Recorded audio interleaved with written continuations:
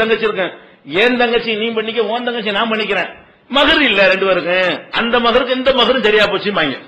இதுல எந்த மோசடியும் இருக்கிற மாதிரி தெரியல. பார்த்தோம்னு சொன்னா நம்மளும் மகர் கொடுக்க வேண்டி இருக்கிறது, அவனும் கொடுக்கத்தான் வேண்டி இருக்கிறது. இதுல என்னவாகுது, ஏன் தங்கச்சி உனக்கு நான் கல்யாணம் பண்ணி தந்துடுறேன், அதுக்கு நீ மகர் தரணும்ல, நீ தர வேணாம். ஓன் தங்கச்சி எனக்கு கல்யாணம் பண்ணி கொடு, அதுக்கு நான் மகர் தரணும்ல, அது தர வேணாம் அப்படின்னு சொல்லிட்டு இதை எடுத்துக்கிட்டாங்க. இதுல ஒரு வகையில பார்த்தோம்னா மகர்லாம் ஏமாத்தப்படல. ஒரு வகையில பார்த்தோம்னு சொன்னா மகர் ரெண்டு பேரும் கொடுக்கத்தானே, கொடுக்கிற கணக்கு தானே டேலி ஆகுது. இவன் கொடுக்கற அவங்க ரெண்டு பேரும் கொடுக்க வேண்டியது, ஒருத்தர் கூட தள்ளுபடி பண்ணிக்கிறாங்க. அந்த மகருக்கு பேர இந்த மகரை ஒரு வகையில பார்த்தா கொடுக்கறாங்க, ஒரு வகையில பார்த்தா கொடுக்கல.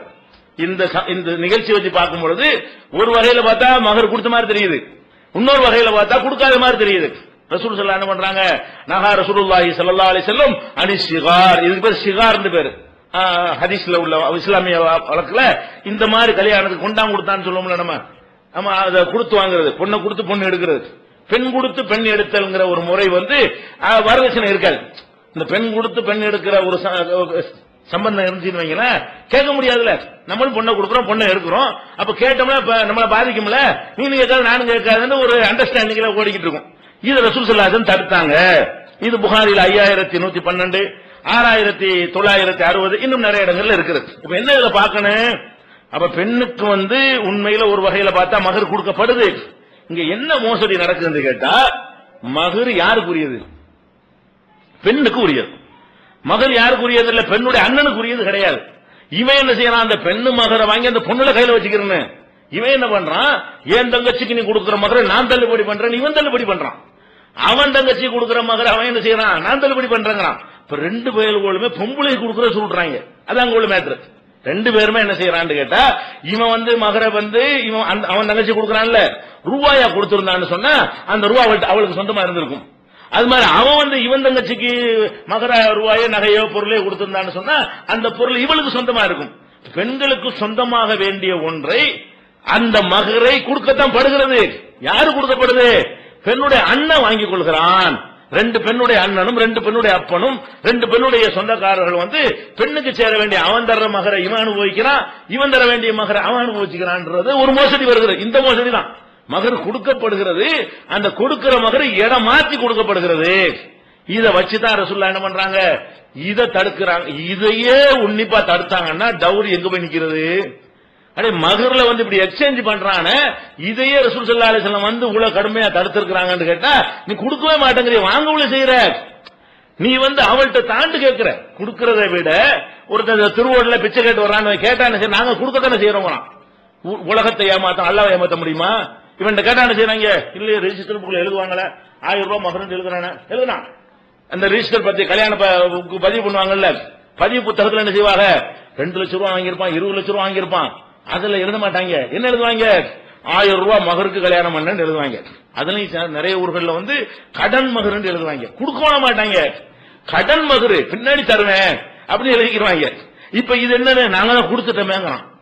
20 லட்சம் ரூபாய் வாங்குறத மறைச்சுட்டு 1 லட்சம் 1000 ரூபாய் கொடுக்கறான் பாருங்க, 1000 2000 கொடு, இந்த கொடுக்கறத மகர் கொடுத்துட்டோமேங்கிறான்.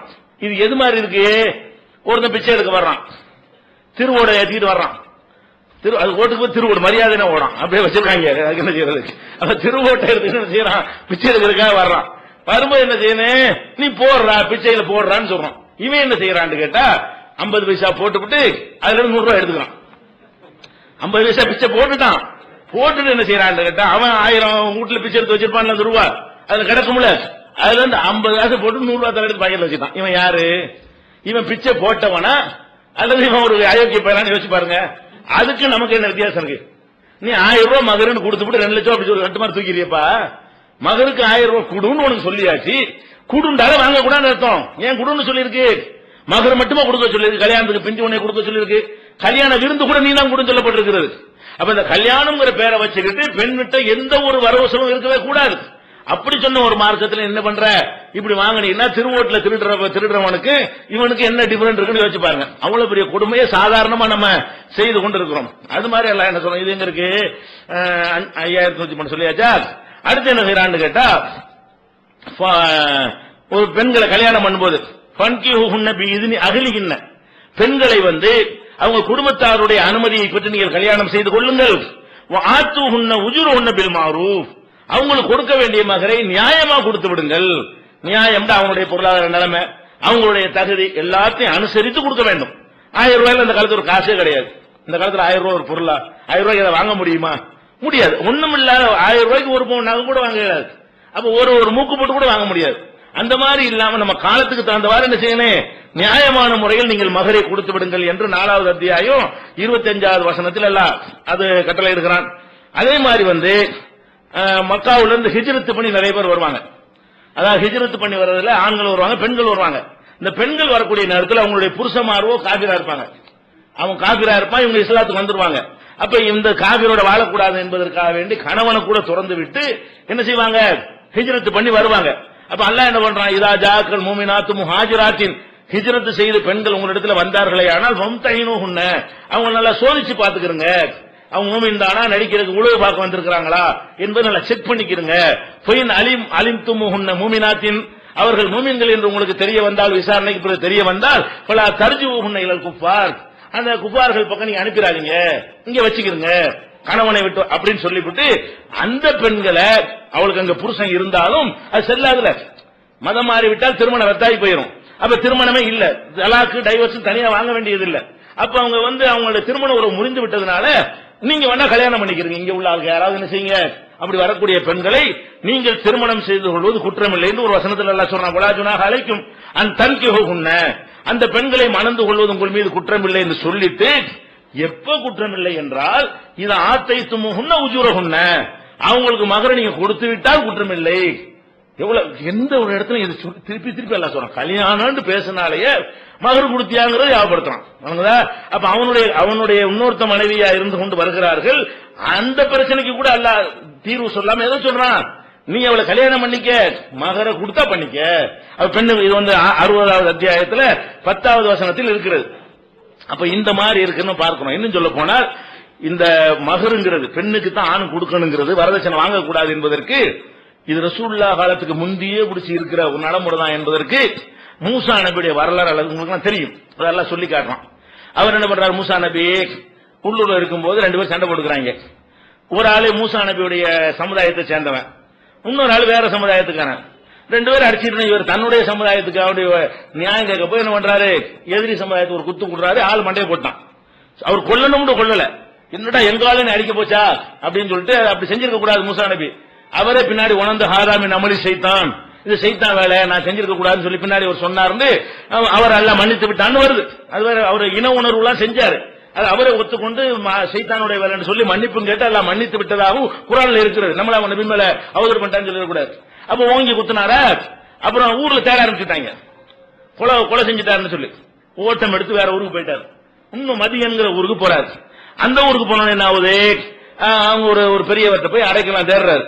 அந்த பெரியவர்கிட்ட போன அவர் என்ன செய்யறாருன்னா, நீ பார்த்தா நல்ல பிள்ளையா இருக்கிற, நீ வெளியூர்காரன் வேற இருக்கிற, உனக்கு என் மகளை கல்யாணம் பண்ணி தர்றான். ஆனா கல்யாணம் பண்ணி தர்றான்டா சும்மா தர மாட்டேன், அதுக்கு நீ ஒரு வேலை என்ன வேலை செய்யணுங்கிறாரு? 8 வருஷத்துக்கு நீ வேலை செய்யணுங்கிறாரு. கல்யாணத்துக்கு மகர் என்ன? 8 வருஷ உழைப்பு. ஒரு நாளைக்கு ஒரு 200 ரூபாய் சம்பளம் வச்சுக்கிறோம், ஒரு ஆளுக்கு 200 ரூபாய் வச்சுக்கிட்டோம்னா மாசம் 6000 ரூபாய் ஆச்சு. அப்ப ஒரு வருஷத்துக்கு 72000 ரூபாய் ஆச்சு. 8 வருஷத்துக்கு 6 லட்சம் ரூபாய் ஆச்சு. 6 லட்சமா? ஒரு 6 லட்சம் ரூபாய்க்கு வரும், 5 லட்சம் ரூபாய்க்கு வரும். அப்ப ஒரு மகரு 5 லட்சம் ரூபாய் கேட்கிறாரு பாருங்க. ஒரு பொண்ணை கல்யாணம் பண்ணி தர்றாந்தா 5 லட்சம் ரூபாய் எழுதி வைங்கிறாரு, 8 வருஷம் உழைப்பு கொடுக்கிறார். அது வருது பாருங்க.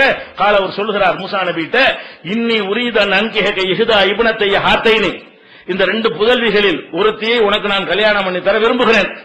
கண்டிஷன் என்னன்னு கேட்டா, அலா அன் தஜ்ரனி சமானிய ஹஜ்ஜின், 8 வருஷம் நீ உழைக்க வேண்டும். என்னுடைய வயல்ல தோட்டத்தில் ஆடு மேய்க்க ஒரு வேலை இருந்திருக்க மாட்டேன், அது 8 ஆண்டுகள் எனக்கு என்ன செய்யணும்? நீ உழைக்க வேண்டும், உடல் உழைப்பு செய்ய வேண்டும், என்கிட்ட தான் நீ வேலை பார்க்கணும் என்று அக்ரிமெண்ட் போட்டு இதுக்கு தான் இதான் மகர், இந்த மகரை வாங்கி கொண்டு உனக்கு என் மகளை கல்யாணம் பண்ணி தர்றேன். அவர் இந்த 8 கூட அதிகமா உங்களுக்கு தெரியுதுல, அவருக்கு அது குறைவா தெரியுது, நான் கம்மியா தான் சொல்லி இருக்கிறேன். அசுரன் பொமி நிந்திக்க 10 வருஷம் உழைச்சா இருக்கும், 8 வருஷமே நமக்கு அதிகமா தெரியுது, அவருக்கு அது கம்மியா தெரியுது. 8 வருஷம் நீ வேலை செய்யணுப்பா, 10 வருஷம் செஞ்சு வை, அது ஓ விருப்பத்தை சேர்ந்தது அப்படின்னு சொல்லிட்டு சொல்றாருன்னா, அப்ப என்ன அர்த்தம்? ரொம்ப குறைந்த மகர் இவ்வளவுதான் வழங்குது. குறைந்த மகரே எவ்வளவு? 5 லட்சம் ரூபாய் அளவு கேட்டிருக்கிறார் பாருங்க. அதுக்கு அடுத்து மூலம் சொல்லிவிட்டு 8 வருஷம் சொல்லிவிட்டு, ஒமா உரியது அன் அசுக்க அழைக்க, நான் உனக்கு சிரமம் தரலாம் விரும்பல. இது சிரமம் இல்லையா? அவர் சொல்றாரு பாருங்க, அந்த பெரியவர் சொல்றாரு, நான் உனக்கு கஷ்டப்படுத்த விரும்பல, அதனால கம்மியா கேட்டுருக்கேன். அப்ப இது அப்படின்னா என்ன மாதிரி சமூகம் பாருங்க. அப்ப நபிமார்கள் அந்த காலத்துல எல்லாம் ஆதி காலத்துல இருந்து பெண்களுக்கு கொடுப்பதுல எப்படியான ஒரு சமூக அமைப்பு இருந்திருக்கிறது. இவ்வளவு சொல்லிட்டு என்ன செய்யறாரு, தஜுதுனி இன்ஷா அல்லாஹு மினஸ் சாலிஹீன், இன்ஷா அல்லாஹ் நீ அல்லாஹ் நாடினால் என்னை நல்லவர்களில் ஒருவனாக நீ காண்பாய், உன்னை கொடுமையெல்லாம் படுத்த மாட்டேன், நல்லபடியா வச்சுக்கிறேன், 8 வருஷம் உழைச்சா போதும், ரொம்ப கம்மி தான் இது இப்படின்னு பேசுறாருன்னு சொன்னா இந்த மகர் என்பது எவ்வளவு இம்பார்ட்டன்டான ஒரு விஷயம். நம்ம பெண்கள்கிட்ட போய் கேட்கலாமா, சிந்திச்சு பார்க்கணும். பெண்கள்கிட்ட கேட்கிற இந்த விஷயத்துல ரொம்ப தெளிவான ஒரு நிலையை எடுத்துக்கொள்ள வேண்டும். அதே மாதிரி நபிகள் நாயகம் ஸல்லல்லாஹு அலைஹி வஸல்லம் அவர்கள் அப்துர் ரஹ்மான் இப்னு அவுஃப் வர்றாரு. வந்தா ஒரு நறுமணம் பூசிக்கொண்டு, மஞ்சள் நிற நறுமணத்தை பூசிக்கொண்டு வர்றாரு. வந்த உடனே ரசூல் ஸல்லல்லாஹு அலைஹி வஸல்லம் இந்த மஞ்சள் நறுமணம் பூசணும்னு என்ன விளங்கிட்டாங்க, ஒரு வாசமனம் அந்த மாப்பிள்ளை குளத்துல விளங்கிறோம்ல, ஒரு ஆளை போட்டு ஒரு ட்ரெஸ் வச்சுட்டு என்ன செய்வோம், அவங்க இருக்கிற மினுமினுப்பு பார்த்துட்டு நீங்க புது மாப்பிள்ளையான்னு கண்டுபிடிச்சிக்கிறோம். கல்யாணத்துக்கு கூப்பிடாட்டாலும் கல்யாணத்துக்கு சொல்லாட்டாலும் புது மாப்பிள்ளையா தான் இருப்பாங்கன்னு நம்ம கண்டுபிடிச்சிடறோம்ல. அந்த மாதிரி ரசூல் ஸல்லல்லாஹு அலைஹி வஸல்லம் என்ன செய்யறாங்க, என்னப்பா சௌவஜித்த என்ன கல்யாணம் பண்ணிட்டியான்னு கேட்கறாங்க. இவர் பார்த்துட்டே என்ன செய்யறாங்க, ஆள் ஒரு வெள்ளையும் சொல்லியுமா ஒரு வந்துருப்பார்பல இருக்கு, அதை பார்த்துட்டு என்ன செய்யறாங்க, சௌவஜித்த கல்யாணம் பண்ணிட்டியா, ஆமா. கேட்ட உடனே 2 கேள்விதான் கேட்கறாங்க. யார கல்யாணம் பண்ணன, என்ன மகர் கொடுத்த, இது யாரா கேட்பாங்களா, கல்யாணம் பண்ண யாரா கேட்டிருக்கமா, கல்யாணம் அப்படியான்னு போயிடுமே தவிர மகர் கொடுத்தேன்னு கேட்போமா, என்ன மகர் கொடுத்தேன்னு கேட்போமா. ரசூல் என்ன கேக்குறாங்க, மண் யாருன்னு கேட்கறாங்க. இம்ராத்தம் இல்ல அன்சார், அன்சாரி அவர் மக்கள் ஹிஜ்ரத் பண்ணி வந்தவர், அதனால அவர் ஹிஜ்ரத் பண்ணி வந்தனால உள்ளூர் பெண்ணை தான் கட்ட முடியும், அங்க இருந்து பெண்கள் ஜாஸ்தியா வரல, அன்சாரி பெண்ணை தான் கட்டிக்கிட்டேன் அப்படிங்கிறாரு. அப்ப ரசூல் கேக்குறாங்க, கம் சுக்த எவ்வளவு மகர் கொடுத்தாய். அடுத்த கேள்வி என்னது, அது ஒழுங்கா நடந்திருக்கான்னு செக் பண்றாங்க. கல்யாண செய்தி தெரிஞ்ச உடனே கம் சுக்த எவ்வளவு மகர் கொடுத்தாய். அவர் என்ன செய்யறாருன்னா, பேரிச்சங்கொட்டையுடைய எடைக்கு தங்கத்தை கொடுத்தேன். பேரிச்சங்கொட்டை இருக்குல்ல, பேரிச்சங்கொட்டையை போட்டு அதுக்கு அந்த காலத்துல கிராம் எல்லாம் கிடையாதுல, 5 கிராம் 10 கிராம் சொல்ல முடியும். அந்த காலத்துல பொருளுடைய எடையை தான் சொல்லுவாங்க. இந்த பொருளுடைய எடை, புளியங்கொட்டை எடை, இது மாதிரி தான் சொல்லுவாங்களே தவிர இது கிராம் எல்லாம் சொல்ல முடியாது எடையை சொல்றது. அவர் என்ன சொல்றாரு, பேரிச்சங்கொட்டையினுடைய எடைக்கு தங்கத்தை நான் கொடுத்தேன், மகர் பண்ணங்கிறார். இது புகாரில 2048, 3780, 2049 நிறைய இடங்கள்ல இருக்கிறது. அப்ப இவ்வளவு இது என்ன வழங்குறது, இந்த மகருங்கிறது ரொம்ப ஒரு முக்கியத்துவமானதாக மார்க்கத்தில் சொல்லப்பட்டிருக்கிறது. இந்த வரதட்சணைக்கு எதிராக நம்ம ஒட்டுமொத்த சமூகம் பொங்கி எழணும். பயங்கரமான பாரதூரமான ஒரு கொடூரமான விளைவுகளை ஏற்படுத்தக்கூடிய இந்த வரதட்சணை ஒழிச்சு கட்டினா தான் அது இஸ்லாமிய குடும்பம் ஆகும். அஸ்திவாரம் தப்பா இருந்த அப்புறமே நீங்க நல்லா இருந்தா எப்படி சரியா வர, பேசிக் தப்பா இருக்க, ஒருத்தர் பொண்டாட்டின்னு கூட்டிட்டு வரும்போது ஹராமான முறையில கூட்டிட்டு வர்றீங்க, மார்க்க அநியாயம் செய்தல கூட்டிட்டு வர்றீங்க. அதனால ரொம்ப கவனமாக பெற்ற ஒரு தாய் தந்தை யார் சொன்னாலும் சரி இந்த விஷயத்துல காம்ப்ரமைஸ் பண்ணவே கூடாது, ஏத்துக்கிட்டு கூட கல்யாணம் பண்ணுங்க.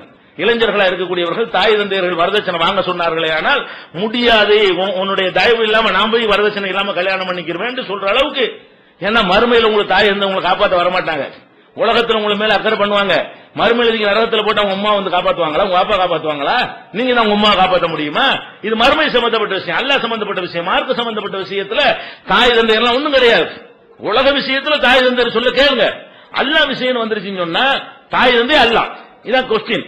அது ரொம்ப உறுதியாக இருக்க வேண்டும். இதுல என்ன செய்யறாங்கன்னா அந்த வரதட்சணைகள் இன்னொரு ஒரு தந்திரம், அதை விரும்பி தர்றாங்க, வாங்கிக்கலாமா, அவங்களாத்தான் தர்றாங்க இப்படின்னு சொல்லி இந்த நேரடி வரதட்சணை இல்லாம பணக்காரங்களா பார்த்துக்கல யார் வீட்டுல தருவாங்களோ அப்படி செலக்ட் பண்றது, மறைமுகமா கேட்கறது, உங்க பொண்ணுக்கு தானே நீங்க போடுறீன்னு சொல்றது, இதெல்லாம் மார்க்கத்துல சரியா என்பது இன்ஷா அல்லாஹ் நாளைக்கு பார்க்கலாம்.